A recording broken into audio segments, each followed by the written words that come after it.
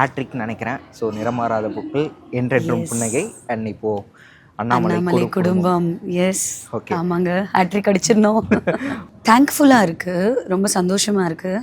ஏன்னா நீங்கள் சொன்ன மாதிரி அந்த 2 ஷோஸுமே ஆல்மோஸ்ட் 600 எபிசோட்ஸ் டச் பண்ண ஷோஸு. ஸோ இது 3rd ப்ராஜெக்ட்டுங்கும்போது இது அட்லீஸ்ட் 1000ஆவது டச் பண்ணியே ஆகணும் அப்படிங்கிற ஒரு ஆன்டிசிபேஷன் ஒரு பக்கம் இருந்தாலும், இன்னொரு பக்கம் we are coming up with the right project.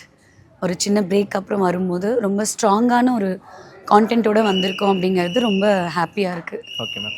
ஆக்சுவலாக ஸ்டேஜில் பேசும்போது எல்லாருமே சொன்னது தான் 1000th எபிசோடோட சக்ஸஸ் மீட்டில் நாங்கள் எல்லாரையும் மீட் பண்ணுறோன்னு சொல்லிட்டு. ஸோ எல்லாரும் அதை சொல்லும்போது ஆட்டோமேட்டிக்காக தெரியுது. ஸோ அந்த ஸ்கிரிப்ட் மேலே இருக்க நம்பிக்கையோட தான், அந்த ப்ராஜெக்டோட நம்பிக்கையினால தான் எல்லாருமே சொல்கிறாங்க. அது மட்டும் இல்லாமல் ஒரு யூனிவர்சல் சப்ஜெக்டையும் ஹேண்டில் பண்ணுறீங்கன்னு நினைக்கிறேன். ஸோ ஜாயிண்ட் ஃபேமிலி அப்படின்னும் போது இதுதான் நம்ம பண்ணணும், அதுக்காக தான் அந்த கேப்பா? ஸோ அந்த கான்டென்ட் நம்ம தேடுவோம். இல்லை gap was because of covid முடிஞ்ச உடனே எங்களுக்கு வீட்டில் வி லாஸ்ட் இசைஸ் மதர் அண்ட் ஃபாதர் 22ல் and I delivered my girl in 22. So too much of personal things were happening. அதனுடைய ரெக்கவரியே எங்களுக்கு ஒரு 2 years ஆகிடுச்சு.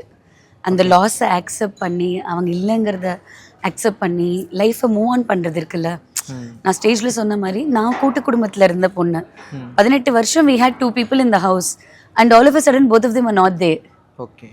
There's a kind of a vacuum which comes into your life and we wrapped our previous show. அப்போ தான் எண்டென்ட் பண்ணுங்க முடிஞ்சது. பாப்பா பிறந்தா overwhelming of emotions were there in the house. அதெல்லாம் செட்டில் ஆகி நாங்கள் மறுபடியும் ஒரு பிச் எடுத்து அதிலிருந்து ஒரு ப்ராஜெக்டை ஷார்ட் டவுன் பண்ணி இங்கே அரைவாரத்துக்கே எனக்கு ஒரு 3 years ஆகிடுச்சு.